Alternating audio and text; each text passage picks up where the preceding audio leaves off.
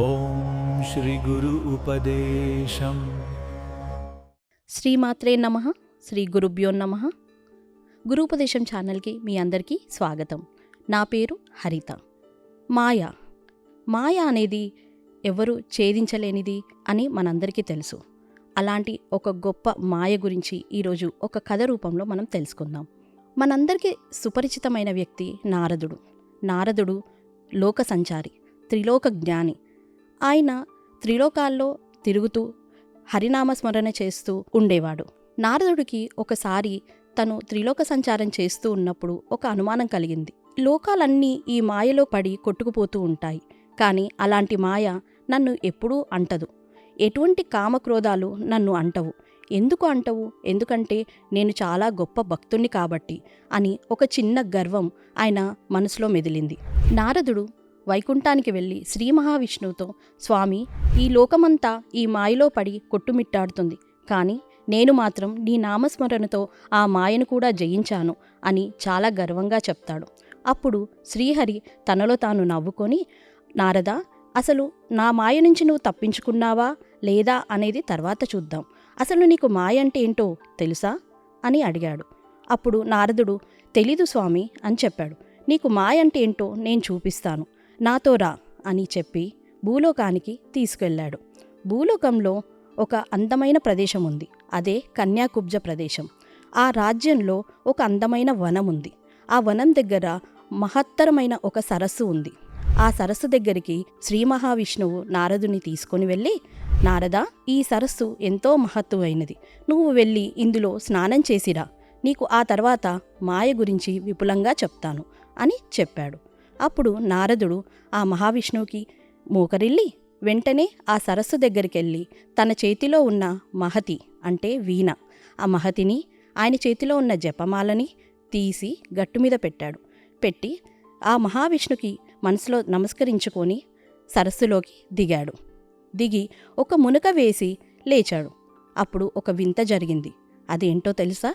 నారదముని పైకి లేచినప్పుడు తన కురులు మొత్తం ఒక మృదువైన నల్లటి కురులుగా మారిపోయాయి. తన శరీరము ఒక కోమలమైన స్త్రీ రూపంగా మారిపోయింది. తను ఎక్కడున్నది ఏంటి అన్నీ మర్చిపోయింది. తను ఒక నారదుడని అన్న విషయం కూడా ఆ స్త్రీ మర్చిపోయింది. ఆమె పేరు సౌభాగ్య సుందరి అని తనకు తానుగా అనుకుంది. నేను ఎక్కడో తప్పిపోయి ఇక్కడికి వచ్చాను అని సంచరిస్తూ ఆ వనంలో తిరగసాగింది.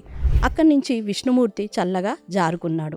ఇప్పుడు ఆమె తిరుగుతూ ఉండగా ఆ రాజ్యాన్ని ఏలుతున్న మహారాజు తాళధ్వజుడు, ఆయన అటువైపు సంచారానికి వచ్చి ఈ అపురూపమైన సౌందర్యవతి అయిన ఈ సౌభాగ్య సుందరిని చూసి, అబ్బా, ఎంత అందంగా ఉంది అని అనుకొని ఆమె దగ్గరికెళ్ళి, దేవి, ఎవరు నీవు, ఎక్కడి నుంచి వచ్చావు అని అడిగాడు. అప్పుడు ఆమె, నా పేరు సౌభాగ్య సుందరి అని, నేను ఎక్కడో తప్పిపోయాను అన్న విషయం చెప్పింది. అప్పుడు ఆ రాజు, దేవి, నువ్వు చాలా అందంగా ఉన్నావు, నేను ఈ రాజ్యాన్ని ఏలే మహారాజును, దయచేసి నువ్వు నన్ను పెళ్లి చేసుకుంటావా అని అడిగాడు. అప్పుడు ఆ యువతి కూడా తనకి ఎటువంటి అభ్యంతరం లేదని చెప్పి తనని పెళ్లి చేసుకోవడానికి ఒప్పుకుంది. ఆ తర్వాత తాళధ్వజుడు, సౌభాగ్య సుందరి ఇద్దరూ కూడా వాళ్ళ రాజ్యానికి వెళ్ళి అక్కడ ఘనంగా వివాహం చేసుకొని సర్వసుఖాలు అనుభవిస్తున్నారు. సౌభాగ్య సుందరి తను పూర్వజన్మ మొత్తం మర్చిపోయి అక్కడ ఒక స్త్రీమూర్తిలాగా తన భర్తని సేవిస్తూ తన రాజ్యాన్ని చూసుకుంటూ ఒక మహారాణిలాగా మారిపోయింది. ఆమెకి కొంతకాలం తర్వాత వీరిద్దరికీ 100 మంది సంతానం కలిగారు. ఈ 100 మంది కొడుకులని చూసి ఆమె ఎంతో మురిసిపోయింది. పిల్లల ఆటపాటలతో, వాళ్ళ అల్లరి చేష్టలతో, వారి అన్నప్రాసాలతో, అక్షరాభ్యాసాలతో, వివాహాలతో ఆమె సమయం ఇట్టే గడిచిపోయింది.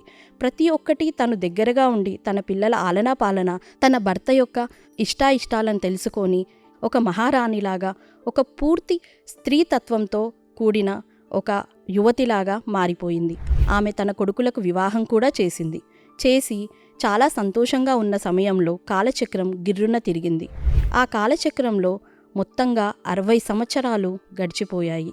ఈ 60 సంవత్సరాల కాలంలో ఒక్కసారి కూడా సౌభాగ్యసుందరి దేవుణ్ణి స్మరించలేదు. అసలు హరినామం అంటే ఏంటో కూడా ఆమె మర్చిపోయి తన ఈ సాంసారిక మోహంలో పడిపోయి ఉండిపోయింది. ఇలా కాలచక్రం ఒక 60 సంవత్సరాలు తిరిగిన తర్వాత ఒకసారి శత్రురాజైన మలయధ్వజుడు అనే ఒక రాజు వీళ్ళ రాజ్యంపైకి దండెత్తి వచ్చాడు. అయితే మలయధ్వజుడు చాలా గొప్ప రాజు. వీళ్ళు కూడా తాళధ్వజుడు అతని 100 కుమారులు కూడా అతనిపై దండెత్తి వెళ్లారు. ఇద్దరి మధ్య చాలా భీకరమైన యుద్ధం జరిగింది. అయితే ఈ యుద్ధంలో సౌభాగ్యసుందరి యొక్క 100 కుమారులు, ఆమె భర్త ఒక్కొక్కరిగా పడిపోతూ వచ్చారు.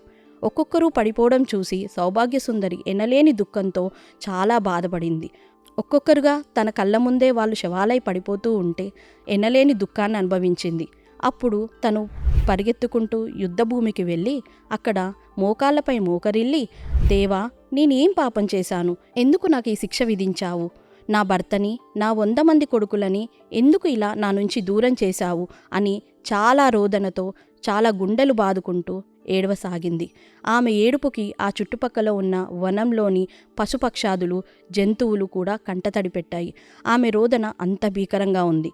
ఆ తర్వాత అక్కడికి విష్ణుమూర్తి ఒక వృద్ధ బ్రాహ్మణుడి వేషంలో ఆమె దగ్గరికి వచ్చి, మాత, ఎందుకు ఇంతలా విలపిస్తున్నావు? ఏం జరిగింది అని అడిగాడు. స్వామి, నా 100 మంది కుమారులు, నా భర్త ఈ యుద్ధంలో మరణించారు. నాకు ఇంకెవరూ లేరు అని ఆమె చాలా బాధతో చెప్పింది. అప్పుడు ఆ వృద్ధ బ్రాహ్మణుడు, అమ్మా, నీకు తెలియంది కాదా? పుట్టిన ప్రతి మనిషి ఏదో ఒకరోజు చావక మానడు. మీరు చనిపోయిన వారి గురించి మీరు ఏడుస్తూ ఉంటే మీకున్న పుణ్యఫలం తగ్గుతుందే తప్ప వేరే ఎటువంటి ఉపయోగం లేదు. ఆ విషయం మీకు తెలియదా అని అడిగాడు. అప్పుడు ఆమె ఇంకా రోదిస్తూనే ఉంది. వృద్ధ బ్రాహ్మణుడు, అమ్మ, చాలాసేపటి నుంచి రోదిస్తున్నట్టున్నావు, నీకు దాహం వేస్తున్నట్టుంది, వెళ్ళి ఆ సరస్సులో దిగి స్నానం చేసి రా అని చెప్పాడు. ఆమె వెంటనే లేచి ఆ మహత్తరమైన సరస్సు దగ్గరికే వెళ్ళి అందులోకి దిగి స్నానం చేయడానికి ఒక మునక వేసింది.